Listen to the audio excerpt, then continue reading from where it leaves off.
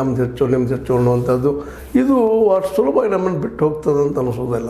ಇದಕ್ಕೆ ಏನಾದರೂ ಇದು ಬದಲಾಗ್ಬೋದು ಅಂತನ್ನುವಂಥದ್ದು ಒಂದು. ಎರಡನೇದಾಗೆ ಇಂಥ ಘಟನೆಗಳಾಗೋ ಮುಂದೆ ಈ ಒಂದು ಮನುಷ್ಯನ ತೀವ್ರ ಭಾವನೆಗಳು ಇದಕ್ಕೆಲ್ಲ ಕಾರಣೀಭೂತ ಆಗ್ಬೋದು ಅಂತೇಳಿ ಮನುಷ್ಯನಲ್ಲಿರುತ್ತಿರುವಂಥ ಒಂದು ಏನಪ್ಪ ಅಂದರೆ ಇವತ್ತು ಉದಾಹರಣೆಗೆ ಒಂದು ಹಳ್ಳಿಯಲ್ಲಿ ಒಂದು ಜಾಗ ಇರ್ತದೆ ಅಥವಾ ಒಂದು ಜಮೀನು ಇರ್ತದೆ, ಅದು ತಿಕ್ಕಾಟ ಇರ್ಬೋದು ಅಥವಾ ಒಂದು ಹಾದಿಯಾಗಿ ಇರುವಂಥ ತಿಕ್ಕಾಟಗಳಿರ್ಬೋದು, ಯಾವ್ಯಾವುದು ಕಾರಣಕ್ಕಾಗಿ ಆಗ್ತಾ ಇರ್ತಾವೆ ಇಂಥವ ಘಟನೆಗಳು ಅಂತೇಳಿ.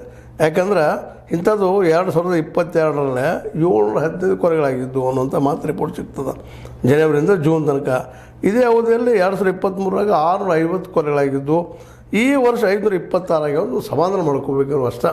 ಆದರೆ ಈಗ ಕೊಲೆ ಯಾವುದು ನಿಲ್ತಾ ಇಲ್ಲ. ಇದು ನಿಲ್ಲಿಸೋದಕ್ಕೆ ಈಗೇನು ಹೇಳ್ತಾ ಇದ್ದಾರೆ ನಮ್ಮ ಪರಮೇಶ್ವರ್ ಅವರು, ಇಲ್ಲ ನಾವು ಮನೆಗೆ ಪೊಲೀಸ್ ತರ್ತಾ ಇದ್ದೀವಿ ಅಂತೇಳಿ.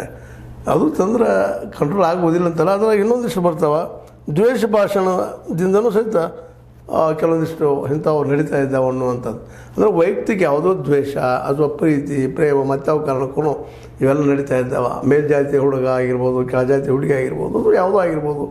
ಅಲ್ಲೇ ಮದುವೆ ಅಂತ ಪ್ರಸಂಗ ಬಂದಾಗ ಸಹಜವಾಗಿ ಎರಡೂ ಸಮುದಾಯದವರು ಸಮಾಜದವರು ವಿರೋಧ ಮಾಡೋದ್ರೂ ಸಹ ಇಂಥ ಘಟನೆಗಳು ಆಗ್ತಾ ಇರ್ತಾವೆ. ಅದರಲ್ಲೂ ಈ ಕಳೆದ ಒಂದು 5-6 ತಿಂಗಳಲ್ಲೇ ವಿಜಯಪುರದಲ್ಲಿ ನಡೆದಂಥ ಫೆಬ್ರವರಿ 11ರಂದು ಭೀಮಾತಿರ ಕುಖ್ಯಾತ ರೌಡಿ ಚಂದಪ್ಪ ಹರಿಜನ್ ಅಥವಾ ಅವನ ಸಹಚರ ಅಂತ ಭಾಗಪ್ಪ ಹರಿಜನರ ಕೊಲೆ ಆಗಿದ್ದು ಇಲ್ಲಿ ದಾಖಲಿಸಬೇಕು.